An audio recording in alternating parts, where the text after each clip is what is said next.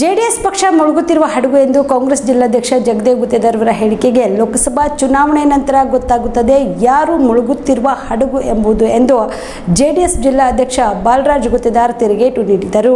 ಕಲಬುರಗಿಯ ಪತ್ರಿಕಾ ಭವನದಲ್ಲಿ ಏರ್ಪಡಿಸಿದ ಸುದ್ದಿಗೋಷ್ಠಿಯನ್ನು ಉದ್ದೇಶಿಸಿ ಮಾತನಾಡಿದ ಅವರು, ಕಾಂಗ್ರೆಸ್ ಪಕ್ಷವು ಸದಾ ಬಿಜೆಪಿ ಪಕ್ಷವನ್ನು ಕೋಮುವಾದಿ ಪಕ್ಷ ಎಂದು ವೋಟ್ ಬ್ಯಾಂಕಿಗಾಗಿ ಬಿಂಬಿಸಿಕೊಂಡು ಬರುತ್ತಿದೆ. ಅದೇ ಮಹಾರಾಷ್ಟ್ರದಲ್ಲಿ ಶಿವಸೇನೆ ಜೊತೆ ಮೈತ್ರಿ ಮಾಡಿಕೊಳ್ಳುವಾಗ ನಿಮ್ಮ ಜಾತ್ಯತೀತ ಎಲ್ಲಿ ಹೋಗಿತ್ತು? ಆವಾಗ ತಮಗೆ ಅಧಿಕಾರದ ದಾಹದಲ್ಲಿ ಶಿವಸೇನೆಯಲ್ಲಿನ ಕೋಮುವಾದಿ ಕಾಣಿಸಿಲ್ಲವೇ ಎಂದು ಪ್ರಶ್ನಿಸಿದರು. ಜೆಡಿಎಸ್ ಪಕ್ಷ ಯಾವತ್ತಿಗೂ ಜಾತ್ಯತೀತ ಪಕ್ಷವಾಗಿದೆ, ಸದಾ ಜನಪರ ಕೆಲಸ ಮಾಡುವ ಪಕ್ಷವಾಗಿದೆ. ಜೆಡಿಎಸ್ ಪಕ್ಷ ವಿಸರ್ಜನೆ ಆಗಲ್ಲ, ಮೈತ್ರಿ ಆಗಿದ್ದೇವೆ ಎಂಬುದನ್ನು ಕಾಂಗ್ರೆಸ್ ಪಕ್ಷದ ಜಿಲ್ಲಾ ಅಧ್ಯಕ್ಷರು ಅರಿತುಕೊಳ್ಳಬೇಕು.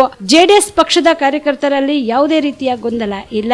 ಜೆಡಿಎಸ್ ಪಕ್ಷದ ಕಾರ್ಯಕರ್ತರು ಜೆಡಿಎಸ್ ಪಕ್ಷ ಅಧಿಕಾರದಲ್ಲಿ ಇದ್ರೂ ಅಷ್ಟೇ ಪ್ರಾಮಾಣಿಕತೆಯಿಂದ ಕೆಲಸ ಮಾಡುತ್ತಿದ್ದಾರೆ. ಅಧಿಕಾರ ಇಲ್ಲದಿದ್ರೂ ಅಷ್ಟೇ ಪ್ರಾಮಾಣಿಕತೆಯಿಂದ ಸಂಘಟನೆ ಮಾಡುತ್ತಾರೆ. ಪಕ್ಷದ ವರಿಷ್ಠರ ನಿರ್ಧಾರವನ್ನ ನಮ್ಮ ಪಕ್ಷದ ಎಲ್ಲಾ ಕಾರ್ಯಕರ್ತರು ಚಾಚು ತಪ್ಪದೆ ಪಾಲಿಸುವ ಪಕ್ಷ ನಮ್ಮದು. ನಮ್ಮ ಪಕ್ಷದ ಗೊಂದಲದ ಬಗ್ಗೆ ತಾವು ತಲೆ ಕೆಡಿಸಿಕೊಳ್ಳದೆ ಈ ಲೋಕಸಭಾ ಚುನಾವಣೆಯಲ್ಲಿ ಕಾಂಗ್ರೆಸ್ ಪಕ್ಷ ಎಷ್ಟು ಜನ ಕಾರ್ಯಕರ್ತರು ಹಾಗೂ ನಾಯಕರು ಜೆಡಿಎಸ್ ಪಕ್ಷಕ್ಕೆ ಬರುವವರಿದ್ದಾರೆ ಎಂಬುದು ಕಾದು ನೋಡಿ ಎಂದರು. ಕಾಂಗ್ರೆಸ್ ಸರ್ಕಾರ ಅಧಿಕಾರಕ್ಕೆ ಬಂದು 10 ತಿಂಗಳೇ ಕಳೆದ್ರು ಇವಾಗಲೂ ಕೂಡ ಒಂದು ಅಭಿವೃದ್ಧಿ ಕಾರ್ಯಗಳು ಜಿಲ್ಲೆಯಲ್ಲಿ ಆಗಿಲ್ಲ. ಜನರಿಗೆ ಸಿಗಬೇಕಾದ ಮೂಲ ಸೌಕರ್ಯ ಸಿಗುತ್ತಿಲ್ಲ. ಕಲಬುರಗಿ ನಗರದ ಜಿಮ್ಸ್ ಆಸ್ಪತ್ರೆಯಲ್ಲಿ ಎಸಿ ಕೆಟ್ಟು ಹೋಗಿದ ಪರಿಣಾಮ ರೋಗಿಗಳು ಫ್ಯಾನ್ಗಳು ಮನೆಯಿಂದ ತಂದು ತಂಪು ಗಾಳಿಯನ್ನ ಪಡೆಯುವ ಪರಿಸ್ಥಿತಿ ವೈದ್ಯಕೀಯ ಶಿಕ್ಷಣ ಸಚಿವರ ತವರು ಜಿಲ್ಲೆಯಲ್ಲಿ ಆಗಿದೆ. ಈ ಕೂಡಲೇ ಸರ್ಕಾರ ಜಿಮ್ಸ್ ನಿರ್ದೇಶಕರನ್ನು ಅಮಾನತು ಮಾಡಬೇಕು, ಮುಂದೆ ಈ ರೀತಿಯ ಘಟನೆ ಆಗದಂತೆ ನೋಡಿಕೊಳ್ಳಬೇಕು ಎಂದು ಆಗ್ರಹಿಸಿದರು. ಪಕ್ಷ ಏನು ಮುಳುಗುವ ಹಡಗು ಅಂತೇಳಿ ಏನು ಸ್ಟೇಟ್ಮೆಂಟ್ ಅನ್ನು ಕೊಟ್ಟಿದ್ದಾರೆ, ಅದರ ವಿರುದ್ಧವಾಗಿ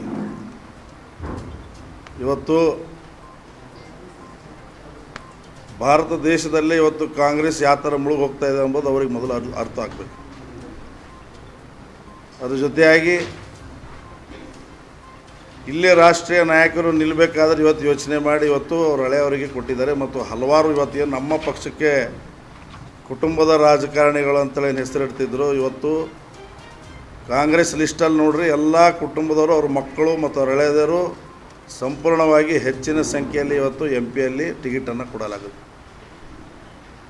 ಅದಕ್ಕೆ ತಮ್ಮೆನ್ನು ಮೊದಲು ತಾವು ನೋಡ್ಕೋಬೇಕು, ಆಮೇಲೆ ನಮ್ಮ ಪಕ್ಷದ ಬಗ್ಗೆ ಮಾತಾಡಬೇಕಂತೇಳಿ ನಾನು ಅವ್ರಿಗೆ ಕಿವಿ ಮಾತಾಡಲು ಇಚ್ಛೆಪಡ್ತಾ ಇದ್ದೀನಿ. ಯಾಕಂದರೆ ಕುಮಾರಸ್ವಾಮಿಯವರು ಮುಖ್ಯಮಂತ್ರಿಗಳಾದಾಗ ಪ್ರತಿ ಹಳ್ಳಿಗಳಲ್ಲಿ ಗ್ರಾಮೋತ್ಸವ ಮಾಡಿದ ಇತಿಹಾಸ ಇದೆ. ಯಾವೊಬ್ಬ ಮುಖ್ಯಮಂತ್ರಿನೂ ಕೂಡ ಇಂಥ ಒಂದು ಪ್ರಯತ್ನ ಮಾಡಿಲ್ಲ. ಒಂದು ರೈತರ ಬಗ್ಗೆ ಚಿಂತನೆ ಮಾಡಿ ದೇವೇಗೌಡರು ಅನೇಕ ನೀರಾವರಿ ಕೊಡುಗೆ ಕೊಟ್ಟಂಥ ಇದು ನಮ್ಮ ಪಕ್ಷವಾಗಿದೆ. ಇದಕ್ಕೂ ಮುಳುಗಿಸೋಳಕ್ಕೆ ಇವತ್ತು ಮುಳುಗಬೇಕಂತೇಳಿ ತಾವೇನು ಕಾಂಗ್ರೆಸ್ದವ್ರು ಕೋಶಿಶ್ ಮಾಡ್ತಾಯಿದ್ರಿ, ಅದಕ್ಕೆ ಆ ಭಗವಂತ ವಿಫಲ ಮಾಡ್ತಾನೆ. ನಾವು ಇವತ್ತು ಕೋಮುವಾದಿ ಪಕ್ಷದ ಕಡೆ ತಾವು ಹೋಗಿದ್ದೀರಿ ಅಂತೇಳಿ ನಮಗೇನು ಟೀಕೆ ಮಾಡಿದಿರಿ. ಶಿವಸೇನಾ ನೀವು ಅತಿ ದೊಡ್ಡ ಕೋಮುವಾದಿ ಅಂತ ಹೇಳ್ತಿದ್ರಿ.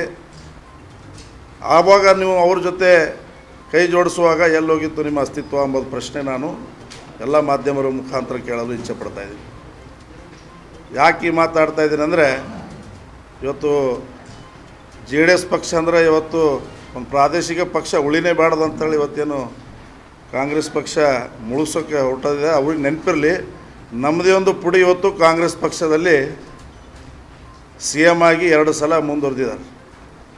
ಇದನ್ನು ಅವರು ದಯಮಾಡಿ ಅರ್ಥ ಮಾಡ್ಕೋಬೇಕು. ಮುಂಬರ ಚುನಾವಣೆಯ ಫಲಿತಾಂಶ ನಂತರ ಯಾರು ಮುಳುಗ್ತಾರೆಂಬುದು ಅವರಿಗೆ ಖಂಡಿತವಾಗಿ ಅರಿವಾಗುತ್ತೆ ಅಂಥೇಳಿ ನಾನು ಮಾಧ್ಯಮ ಮೂಲಕ ಹೇಳಲು ಇಚ್ಛೆಪಡ್ತಾಯಿದ್ದೀನಿ. ವಿಶೇಷವಾಗಿ ಇವತ್ತು ನೋಡ್ರಿ, ಕುಡಿಯೋ ನೀರಿನ ಒಂದು ಸಬ್ಜೆಕ್ಟ್ ಇದೆ. ಕುಡಿಯೋ ನೀರಿಗಾಗಿ ಇವತ್ತು ನಮ್ಮ ಜನತಾದಳದ ಪ್ರಧಾನ ಕಾರ್ಯದರ್ಶಿ ಒಬ್ಬ ಅಮರನಾಥ ಒಂದು ಉಪವಾಸ ಸತ್ಯಾಗ್ರಹದ ಅಫ್ಜಲ್ಪುರಲ್ಲಿ ಇವತ್ತು ಪಾಪ ಭಾಳ BP ಲೋ ಆಗಿದೆ. ಆದರೆ ದುರ್ದೈವ ಇಲ್ಲಿವರೆಗಲ್ಲಿ ಜಿಲ್ಲಾಧಿಕಾರಿಗಳಾಗಲಿ ಇಲ್ಲಿನ ಮಂತ್ರಿಗಳಾಗಿ ಹೋಗಿ ಅವರಿಗೆ ಶಾಂತತನ ಹೇಳಿ ಆ ಒಂದು ಉಪವಾಸ ಸತ್ಯಾಗ್ರಹಕ್ಕೆ ಕೈ ಬಿಡುವಪ್ಪ ಅಂತ ಮನವಿ ಕೂಡ ಯಾರು ಒಂದು ಜವಾಬ್ದಾರಿ ಸ್ಥಾನದಲ್ಲಿ ಇದ್ದಂಥವ್ರು ಮಾಡಿಲ್ಲ. ಇವತ್ತು ನಮ್ಮ ಪಕ್ಕದಲ್ಲೇ ರಾಜು ಬಡದಾಳ್ ಅಂತೇಳಿ ಕೂತಿದ್ದಾರೆ. ಅವರು ಕೂಡ ಇವತ್ತು ನೀರು ಬಿಡಬೇಕು ಉಜ್ಜಯಿನಿಗೆ ಅಂತೇಳಿ ಸುಮಾರು ತಿಂಗಳಿಂದ ತಮ್ಮ ಪಾದರಕ್ಷೆಗಳನ್ನು ಬಿಟ್ಟು ಇವತ್ತು ಬರಿಗಾಲದಲ್ಲಿ ಓಡಾಡ್ತಾ ಇದ್ದಾರೆ. ಇಂಥವೆಲ್ಲ ವಿಚಾರಗಳು ಮತ್ತು ಉರುಳು ಸೇವೆಯ ಮುಖಾಂತರ ಅವರು ಈ ನೀರಿಗಾಗಿ ಬರದಾಟಿದ್ದು ನಾವು ಕಂಡಿದ್ದೀವಿ. ಅದಕ್ಕೆ ಜನತಾದಳ ಪಕ್ಷ ಇವತ್ತು ಸಣ್ಣ ಪಕ್ಷ ಆದರೂ ಕೂಡ ಜನರ ಹಿತದೃಷ್ಟಿಗಾಗಿ ನೀರಿಗಾಗಿ ಒಳ್ಳೆ ಈ ಉತ್ತರ ಕರ್ನಾಟಕಕ್ಕಾಗಿ ನೀರಾವರಿ ಕೊಟ್ಟಂಥ ಪಕ್ಷ. ಅದಕ್ಕೆ ಮಾನ್ಯ ಜಿಲ್ಲಾಧ್ಯಕ್ಷರೇ, ತಾವೇನು ಹೇಳಿಕೆಯನ್ನು ಕೊಟ್ಟಿದ್ದೀರಿ ಸ್ವಲ್ಪ ಯೋಚನೆ ಮಾಡಬೇಕು. ನಿಮ್ಮ ಪಕ್ಷದ ಇವತ್ತು ಯಾವ ಥರ ಟಿಕೆಟ್ಗಳನ್ನು ನಿಮ್ಮ ಕುಟುಂಬಗಳಿಗೆ ಕೊಟ್ಟಿದ್ದೀರಿ, ಯಾವ ಥರ ಇವತ್ತು ನಿಮ್ಮ ಪಕ್ಷ ಭಾರತ ದೇಶದಲ್ಲೇ ಮುಳುಗು ಹೋಗಿದೆ ಅಂತ ಅನ್ಕೋತಾ ಇದ್ದೀನಿ ನಾನು.